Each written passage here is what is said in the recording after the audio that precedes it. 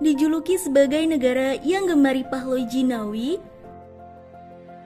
Indonesia dikaruniai potensi sumber daya yang melimpah, termasuk dalam sektor kelautan dan perikanan.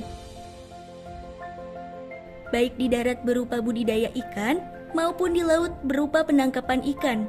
Keduanya berperan penting dalam menyediakan berbagai jenis ikan yang menjadi sumber pangan dan perekonomian masyarakat. Salah satu ikan yang digemari masyarakat adalah patin. Ikan air tawar yang masih satu keluarga dengan lele ini memiliki rasa yang lezat dan tekstur daging yang lembut. Selain itu, kandungan protein dan gizi ikan patin sangat baik untuk kesehatan.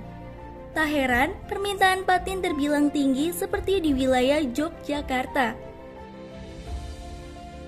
Ruang ini lantas dimanfaatkan kelompok pembudidaya ikan atau Pokdaka Ngupoyo-Mino yang berada di Kecamatan Berbak, Kabupaten Sleman.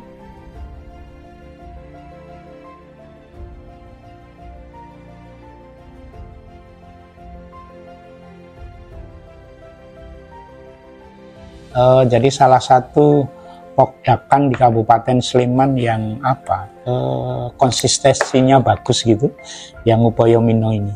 Jadi saya kenal Pokdakan ini dulu waktu saya masih jadi kepala seksi barangkali. Dia sudah berusaha begitu, komoditasnya ganti-ganti. Pernah dulu ngutamakan Grame, kemudian ada nila dan seterusnya. Sekarang dia fokus ke sebagian besar fokus ke patin.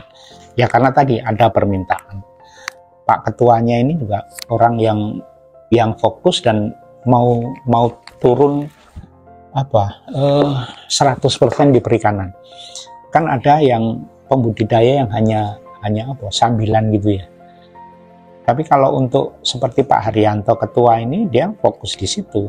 Hidupnya yang dari ikan, makanya dia fokus kolamnya berkembang terus, kelompoknya berkembang terus, termasuk patinnya berkembang terus.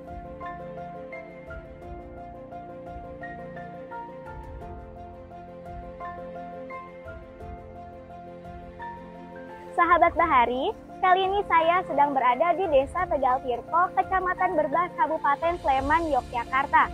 Saat ini saya sudah berada di kolam budidaya ikan patin milik Bapak Suharyanto yang merupakan Ketua Pokdaka Ngupoyo-Mino dan menjadi pemanfaat dana bergulir LPM UKP.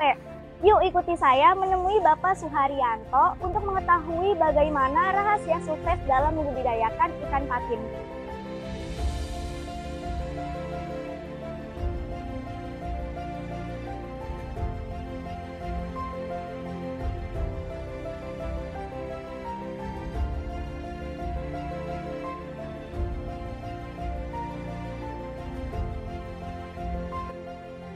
Pokdakan Ngupoyo-Mino berdiri sejak tahun 2010.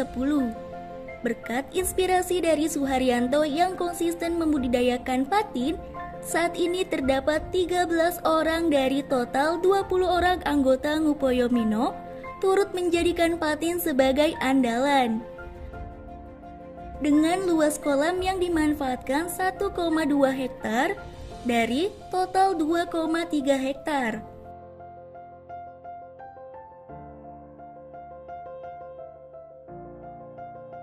Kita kasih tahu, karena sekarang serapan patin di Jogja juga cukup tinggi, harganya juga waktu itu lumayan, dan prosesnya mudah pakannya mudah gitu loh. Jadi mereka pada ya bareng-bareng terus akhirnya beralih ke patin itu. Budidaya patin yang dilakukan Pokdakan Ngupoyo-Mino memiliki keunggulan. Menurut Suharyanto dan anggota, sumber air yang jernih dan bebas dari kontaminasi limbah menjadi modal penting untuk melakukan budidaya.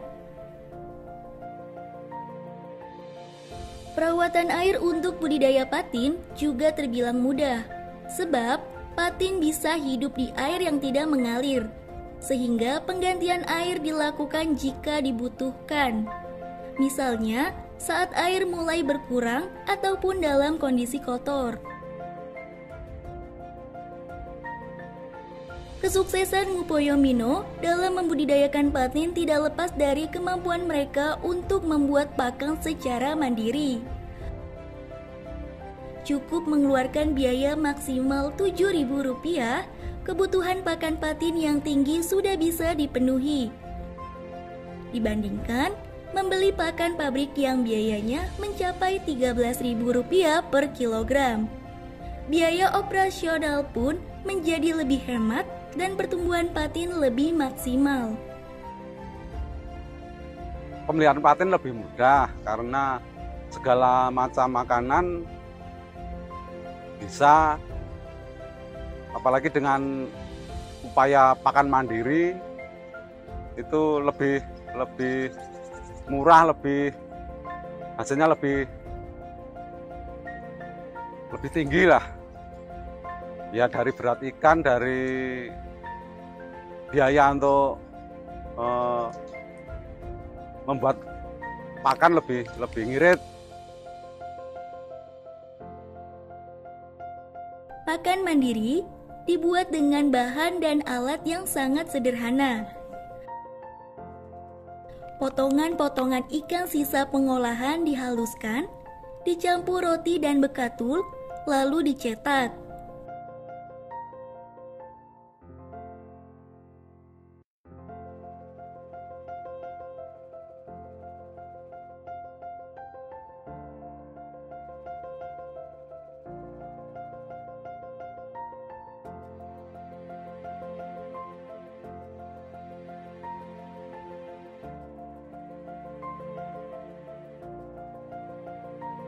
Setelah itu, pakan siap diberikan kepada ikan.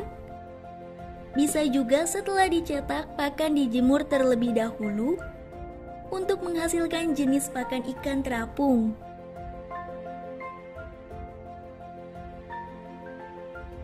Setelah melewati masa pemeliharaan 6-8 bulan, patin telah berukuran 0,5 hingga 1 kg per ekor dan siap untuk dipanen. Ukuran inilah yang paling diminati pasar. Untuk proses pemanenan sendiri dilakukan langsung oleh pengepul ke kolam budidaya patin. Ikan ditimbang, kemudian dibayar di tempat, sehingga pembudidaya bisa langsung merasakan hasil usahanya.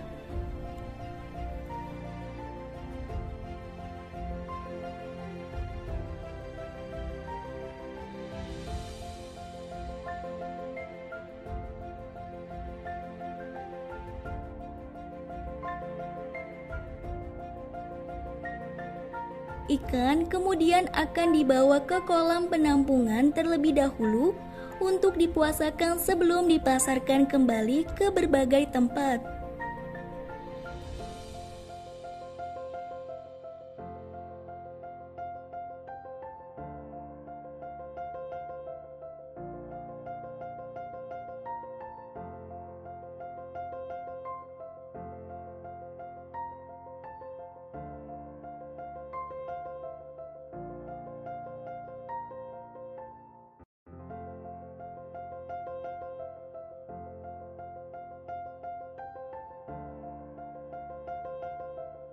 Saya bermitra dengan Pak Haryanto itu sekitar 4 tahun, Mbak. Dari kualitasnya dari Pak Haryanto itu memang dia patinnya bagus karena dia dapat mensuplai atau dapat membuat pakan sendiri. Kualitas patin yang bagus itu dia kelihatan agak hitam tapi bersiripnya itu siripnya merah dan badannya tuh kenyal. Tingginya, permintaan pasar patin mendorong Ngupoyo Mino untuk terus mengembangkan usahanya. Mereka pun memanfaatkan fasilitas permodalan dari Kementerian Kelautan dan Perikanan yang digulirkan melalui Lembaga Pengelola Modal Usaha Kelautan dan Perikanan atau LPMUKP.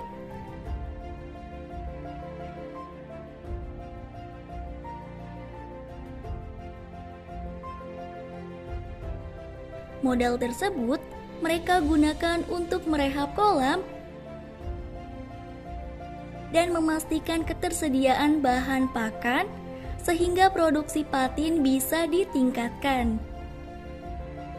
Adanya kepercayaan yang diberikan KKP dijaga betul oleh Suharyanto dan kawan-kawan. Mereka memastikan pengembalian modal dilakukan tepat waktu sesuai ketentuan. Inilah poin plus lain dari Ngupoyo-Mino. Perkembangan usaha Ngupoyo-Mino tidak lepas dari pendampingan yang dilakukan Azizi. Ia adalah tenaga pendamping LPM UKP untuk lokasi layanan pendampingan atau LLP Kabupaten Sleman.